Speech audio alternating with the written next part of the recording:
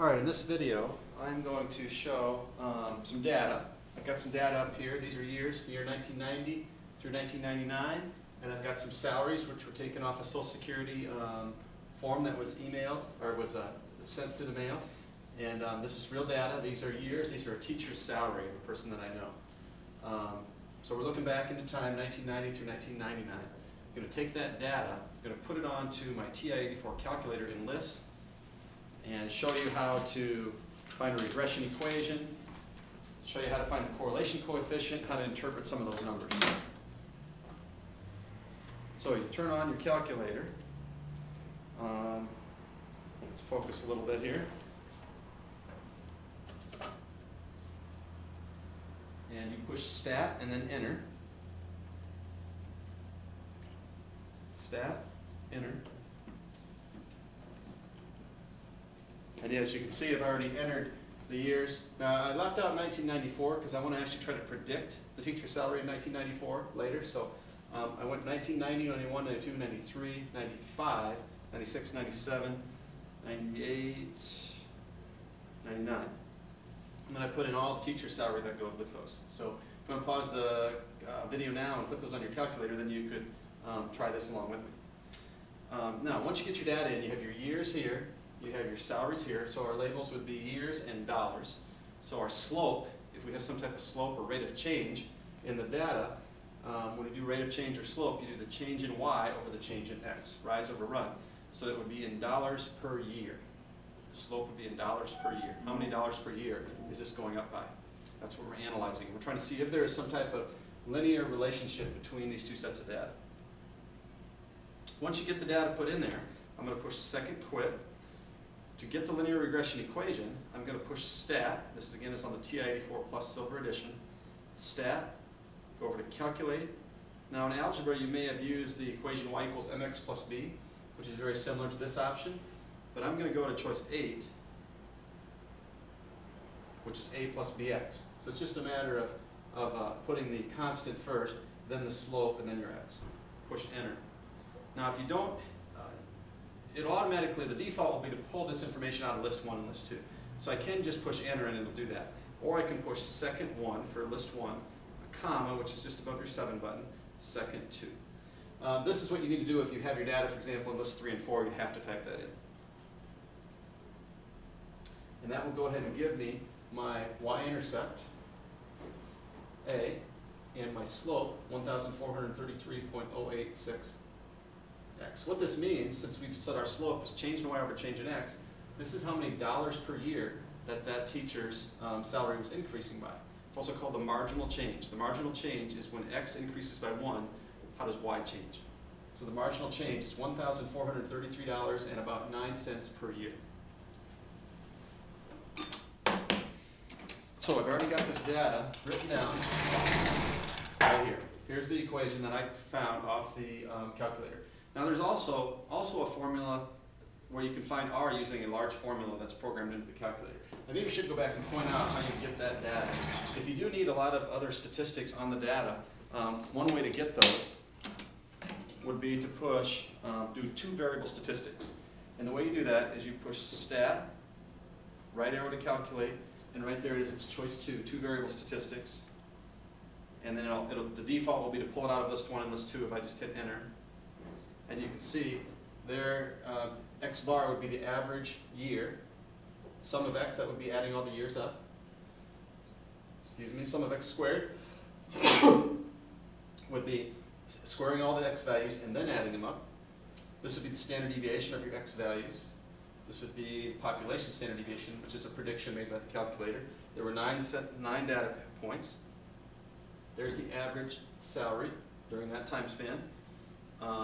The sum of the salaries is right here. This is the average. So 29,131 was the average salary during that time span.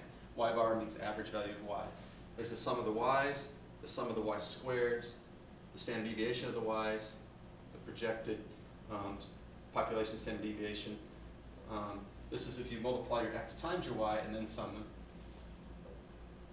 And there's our minimum, maximum, of x's and y's. Lots of information on there. And again, that was 2 variable statistics. we won't really need that information for what I'm going to do, but I thought that might be helpful for sometimes you will need that to do other things with this data. All right, so here's my equation. X represents the year, and Y prime represents the predicted salaries teacher that year. So the prime, that little mark there, prime, just means that you're making a prediction. It just means that this is a regression equation. Now in calculus, that might mean the derivative. That's not what we're doing here. We're not finding a derivative. We are just making a prediction of a salary. The correlation coefficient was R equals 0.9726, okay? And you can use a table. It's called table I. I'm not sure if I have one handy with me or not. Let me look real quick. But table I, in our textbook anyway, can be used to look up a critical value. So for example, in this case, degrees of freedom is n minus 2. So if we had 9 data points, which is what we had, the degrees of freedom would be 7. I would look up 7 on my chart, and then depending on my alpha value, I would find a critical value. So let's say, for example, we use an alpha value of 0.05, meaning there would be a 5% chance of type 1 error. A 5% chance that if we rejected the null hypothesis that it would, or that if the null hypothesis is true, that we still may reject it. Okay. So in this case, the critical value comes out to 0.707. And on the negative side, it'd be negative 0.707.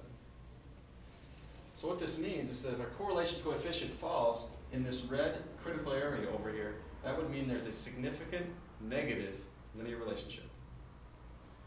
If our R value, our correlation coefficient, would fall between the critical values in this area, that would tell us that our R value is close to 0, meaning that there is no significant linear relationship. If the R value, like it does in this case, falls out in this region, that means there's a significant positive linear relationship. And that's what we have. We have a significant positive linear relationship. I can tell that because of the R value being in this region. Also, I can see it's positive because of my slope being positive. That means I can use this equation to make some predictions that will be meaningful. And the closer this value is to 1, the closer the correlation value is to 1, the more accurate these predictions are going to be. So in this case, 0.97, that's pretty close to 1. A perfect linear relationship. If the lines were in a perfect straight line, usually going uphill, positive slope, then the R value would be 1. If the points were in a perfect straight line going downhill, okay, that would mean R would be negative 1. Most of the time that doesn't happen. Most of the time R is somewhere in between. So we know we have a significant positive linear relationship. So we know we can use this equation to make some predictions. Now, some other things you probably saw on the calculator was the coefficient of determination, which is called R squared. R squared is simply this value squared. Okay? And by the way, if you don't have the R squared on your calculator, what you have to do is go to your catalog and find diagnostic on, which will be listed in the D's. Turn on the diagnostic on, and that will make sure that your R and R squared will show up when you do a linear regression. So if we square the R value, we get 0.9459. Convert that to a percent, that's 94.59%. What that tells me is that 94.59% of the variation is what we call explained. It's explained by this equation. It's explained by the fact that as X increases, the salary increases, according to this formula. So when you look at those salaries and you notice that, hey, the Y values change, the salaries go up each year, 94% of that reasoning, or 94% of that, 94.59% of that can be explained by this formula. Okay? 1 minus R squared is called the coefficient of non-determination. If you work that out, that comes out to 5.41%. That means the other 5.41% that's not explained is due to other factors. You know, the data doesn't fit the line perfectly. There are some other factors that are causing it to vary. 5.4% of that is unexplained or due to those other factors. All right, let's go ahead and make a prediction. Extrapolation, making a prediction beyond the bounds of the given data. Predict the teacher's pay in 2004.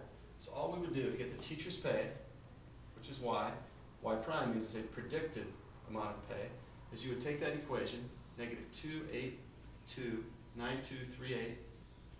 2829238.724 plus 1,433.086. Instead of plugging in X, we'll plug in the year 2004.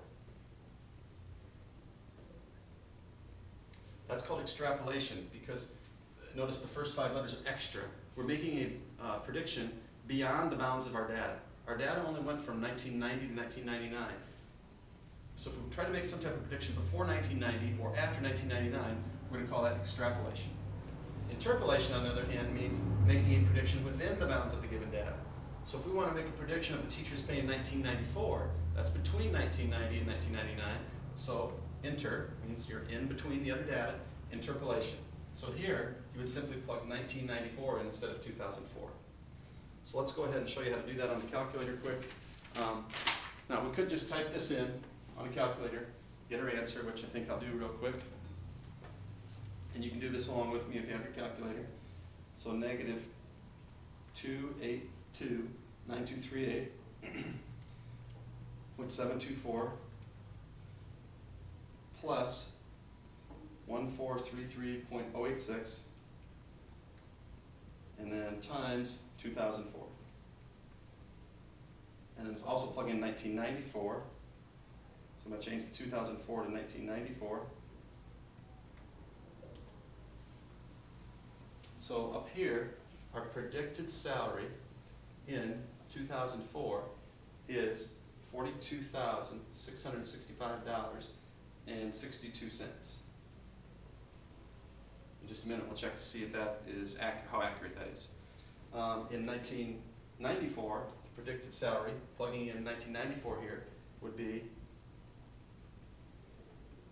$28,334.76.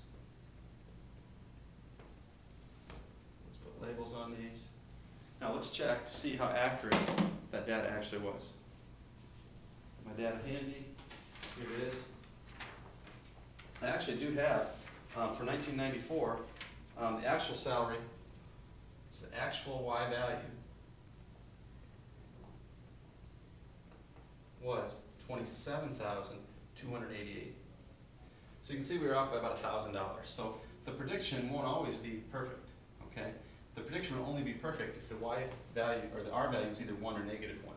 Then we get a perfect prediction, okay? Well, even then we might not, because we're predicting values that are not given. Up here, the actual Y value for 2004, looking at, I also have the data, even though I only showed you the data for 1999, I have data all the way up to 2007, was $40,784.